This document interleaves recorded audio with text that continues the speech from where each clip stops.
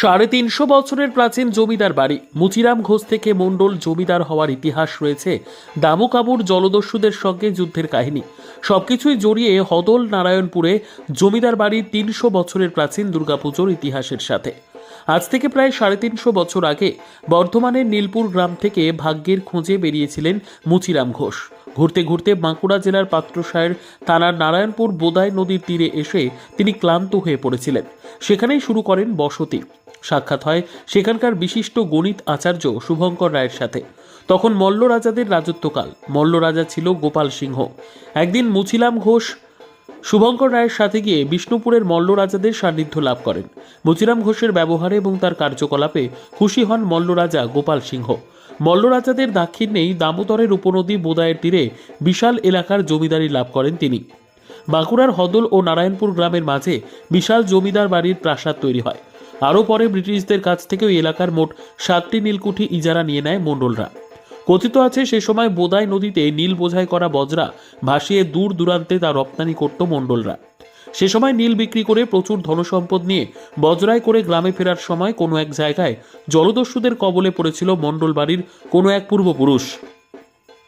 সেই সময় ওই জমিদারের সাথে ছিল 2 লাঠিয়াল দামু ও কামু। হঠাৎ করেই জমিদারের বজরায় হানা দেয় জলদস্যুরা। সর্বোচ্চ লুট হয়ে যাওয়ার ভয়ে অসহায় হয়ে পড়েছিলেন জমিদার। তখন জলদস্যুদের সঙ্গে নিজেদের জীবন বাজি রেখে লড়াই করেছিলেন দামু ও কামু। জমিদার ফিরে পেয়েছিলেন তার সমস্ত সম্পত্তি, ফিরে পেয়েছিলেন প্রাণ। জলদস্যুর হাত থেকে বেঁচে ফিরলে বজরায় থাকা যাবতীয় সম্পত্তি দুর্গার নামে দেবোত্তর করে দেওয়ার মানত করেন তিনি। পরে তিনি সুস্থভাবে ফিরে এলে ওই বজরায় থাকা সমস্ত ধন সম্পদ দিয়ে বিশাল দুর্গা দালান, রাসমঞ্চ, রথ মন্দির, নাট মন্দির, নহবতখানা তৈরি করেন। বংশ পরম্পরায় পূজা চালিয়ে যাওয়ার জন্য বহু জমি ও পুকুর কিনে সেগুলি দুর্গার নামে দেবোত্তর করে দেন। একদিকে নীলকুঠির বিপুল আয়, অন্যদিকে বিশাল জমিদারির খাজনায় ফুলে ফেঁপে ওঠে রাজকোষ। তার প্রভাব পড়ে দুর্গাপুজোতেও। সে সময় পুজোর সময় 7 দিন ধরে নহবতখানায় বসত নহবত। দুর্গা মন্দির সহ সমস্ত মন্দির সাজানো হতো বেলজিয়াম গ্লাসের বিশাল বিশাল সেজের ঝাড়বাতিতে। পুজোর সময় বসত পুতুল নাচের আসর, হতো যাত্রাপালা।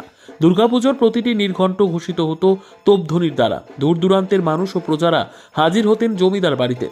আজ আর সেই নীলকুঠিও নেই জমিদারিও। তবুও বিশাল দেবোত্তর এস্টেটের আয়ে দুর্গাপুজোর আয়োজনে ত্রুটি রাখেন না মণ্ডল বাড়ির বর্তমান প্রজন্ম।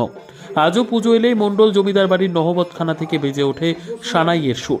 ভাড়ার থেকে পুরনো দিনের সেই ঝাড়বাতি বার করে ধুলো ঝেড়ে দুর্গাপুজোর সময় টাঙানো হয় দর দালানের বিভিন্ন প্রান্তে।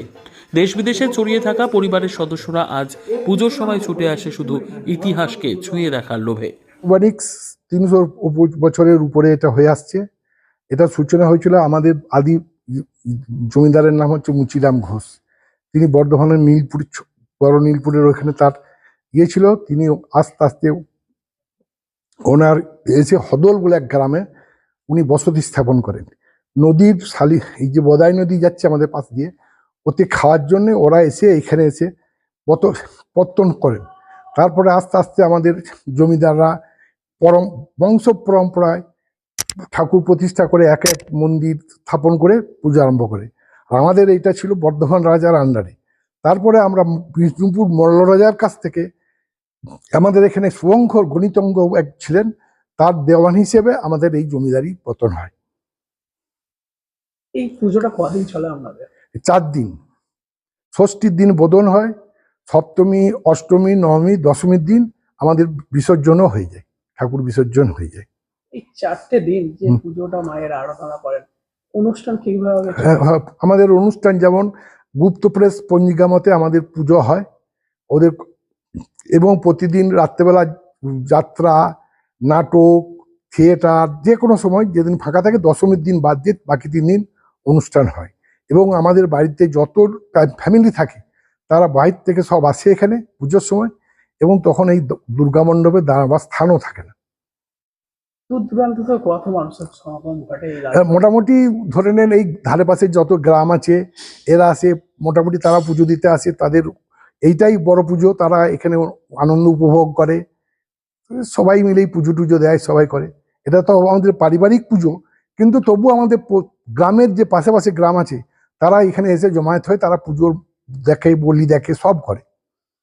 পুজোতে তো একটা মোটামুটি খরচা অ্যামাউন্ট প্রচুর পরিমাণে, হ্যাঁ। সেটা কি সমস্ত ফ্যামিলি আমাদের সবাই? না, এটা হচ্ছে আমাদের দাদুরা জমিদারি প্রথা, তো জমিদার রেখে গেছিল, সব ঠাকুরের নামে জমিদারি আছে। কিন্তু এখন তো বুঝতে পারছেন তো, জমির থেকে ধান উৎপাদন হচ্ছে, চাষিরা দিচ্ছে না। কিন্তু আমাদের বাড়ির ছেলেরা যারা থাকে, তারা ওই যাত্রার অনুষ্ঠান, সেই তার থেকেই আর কি যে খরচ করে, তারা নিজের পকেট থেকে দেয়। আমরা যেমন দিই, সাহায্য করি, সবাই সাহায্য করে। আর এমনি পুজোর জন্য আমাদের দেবোত্তরের থেকে টাকার থেকেই হয়। পুজোর সময় দেখা যায় অনেক অনেক জায়গাতে একটা দুস্থ মানুষদের হাতে বস্ত্র থেকে আরম্ভ করে এসব বিতরণ করে, সেটা কি এই রাজবাড়ি থেকে হয়? না না, হয় না। এবার থেকে আমরা একটা চিন্তা ভাবনা করছি এটা করার জন্য। আপনার যদি পরিচয়টা বলেন। আমার নাম আশিস কুমার মণ্ডল। আমি এখন বড়মণ্ডল দেবোত্তর এস্টেটের ম্যানেজার। এটা কোন জায়গা? এটা হচ্ছে রামপুর বড়মণ্ডল দেবোত্তর এস্টেট। এটার জায়গাটার নাম হচ্ছে রামপুর। বেজে উঠেছে আলোকমঞ্জি। আসছে পুজো, আনন্দে মাতোয়ারা বাংলা। পুজোর দিনে 2000 থেকে 5000 টাকার ক্যাশ প্রাইজ জিততে চান? সুযোগ দিচ্ছে নিউজ বাংলাদেশা। অংশগ্রহণ করুন এক মজার কন্টেস্টে আর জিতে নিন আকর্ষণীয় উপহার। চোখ রাখুন নিউজ বাংলাদেশার পর্দায়।